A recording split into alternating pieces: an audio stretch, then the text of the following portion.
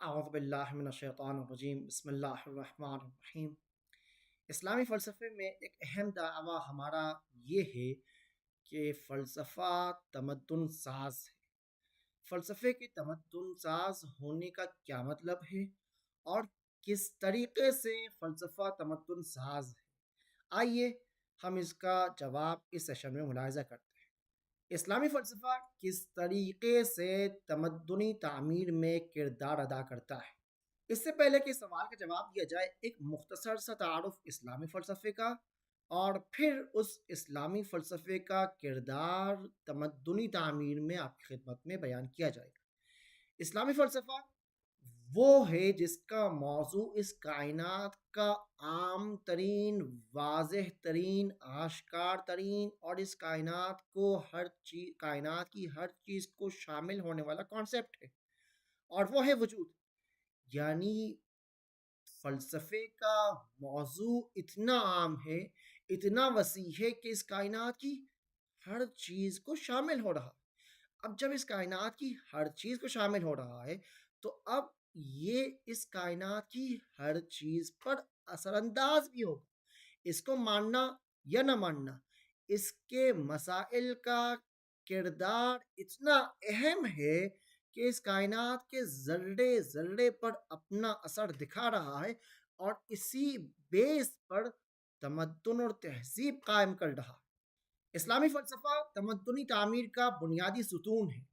وہ کیسے؟ وہ اس طریقے سے کہ مبادئ تصوری اور مبادئ تصدیقی فراہم کرتا ہے دیگر علوم کے لیے۔ تمام علمی اور تمدنی سرگرمیوں کی بنیاد پر قائم ہوتا ہے اور تمدن کے مختلف پہلوؤں پر اپنا اثر رکھتا ہے۔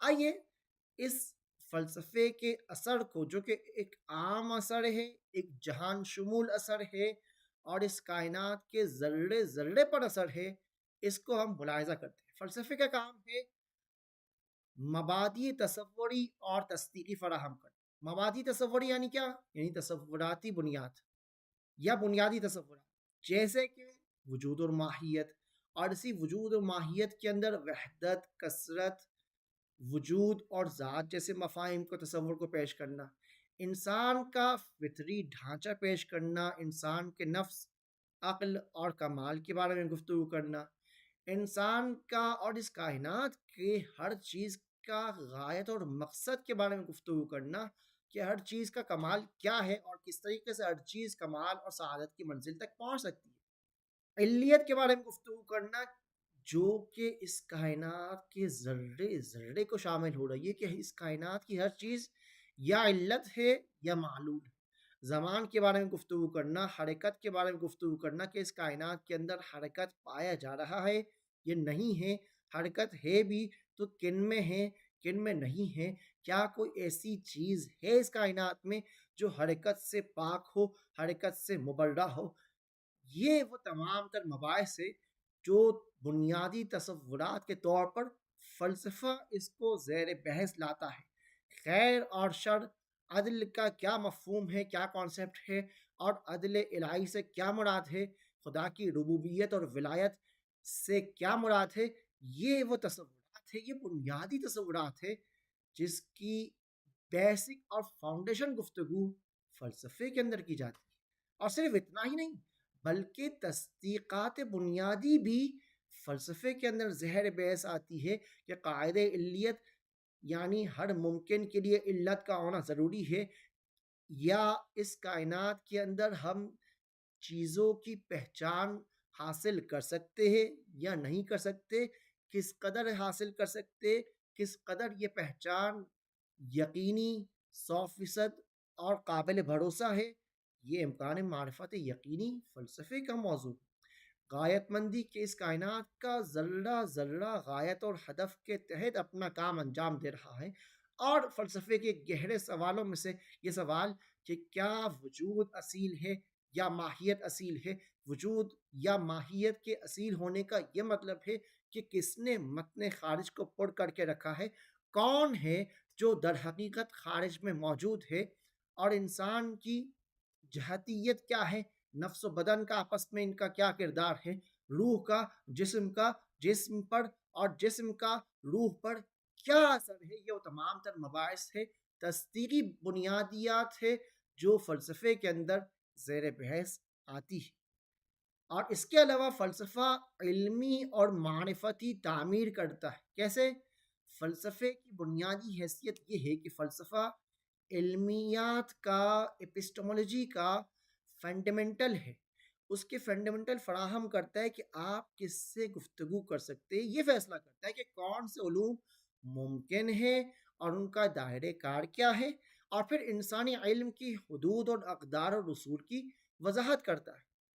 فلسفہ، سوشیولوجی، سیاسیات، تربیت، ان پر فلسفیانہ اصولوں کی روشنی میں یہ علوم وجود میں آتے ہیں اور فلسفہ ان علوم کی سمت کو متعین کرتا ہے۔ لہذا فلسفے کے بغیر تمدن بے بنیاد ہے۔ سیاست، سوشیولوجی، معاشرتی تربیت، سماجیات، یہ تمام تر علوم کے بیس، فاؤنڈیشن فلسفی مبانی اور مسائل ہیں۔ صرف سماجی تمدن ہی نہیں بلکہ اخلاقی، روحانی، سیاسی اور سماجی تمدن کا بیس ہے فلسفہ۔ وہ کیسے؟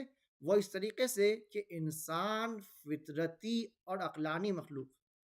سعادت ایک فلسفیانہ بحث کا بنیادی مقصد ہے جس میں انسان فضائل، عدالت، حکمت، شجاعت اور اعتدال کو اخلاقی اور روحانی تمدن کے وجود میں آنے کے لیے زیر بحث لاتا ہے، اور اسی طرح انسان کا ایک فلسفیانہ تصور پیش کرتا ہے کہ انسان بلند کمال کی طرف مائل ہے۔ کمال وجود یعنی عقل، تقدم معنوی اور قرب الہی یہ ہے جس کے ذریعے سے انسان اپنے عقل کو کمال تک پہنچا سکتا ہے اور پھر اپنے آپ کو ایسا تربیت کر سکتا ہے، ایسی ثقافت اور طرز زندگی ایجاد کر سکتا ہے جو کہ انسان کے فلسفیانہ تصور پر مبتنی ہے۔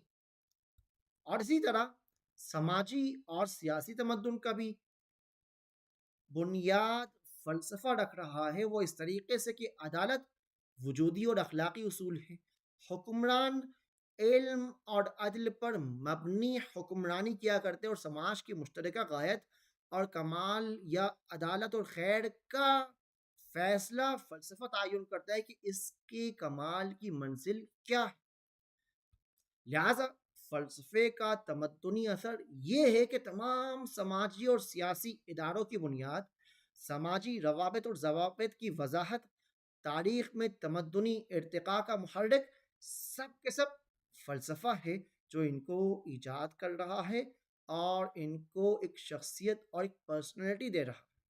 اور بالکل اسی طرح ٹیکنیکلی اور علمی تمدن کی بنیاد بھی، سائنسی بنیاد بھی فلسفے پر ہے۔ فلسفہ سائنس اور ٹیکنالوجی کی سمت متعین کرتا ہے۔ اس کائنات کے اندر منظم، قانون مند کائنات اور قابل شناخت کائنات کے نظریے کو پیش کرتا ہے، اور اگر ہم کائنات کو پہچان سکے، کائنات کے اندر موجودہ قوانین کو پہچان سکے، تب سائنس اس کائنات کی پہچان کی طرف قدم آگے بڑھاتی ہے اور اسی بنیاد پر سائنس ترقی کرتی ہے۔ لہذا ٹیکنالوجی اور انسانی ذمہ داری اس طریقے سے کہ انسان کے کمال اور ذمہ داری کے فلسفیانہ تصور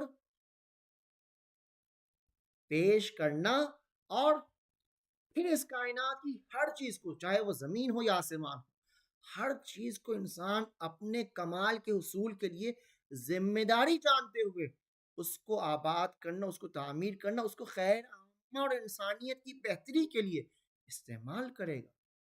لہذا فلسفہ فیصلہ کرتا ہے کہ کون سی ٹیکنالوجی غیر اخلاقی ہے اور کون سی ٹیکنالوجی انسان اور خدا کے ساتھ ہم آہنگ ہے۔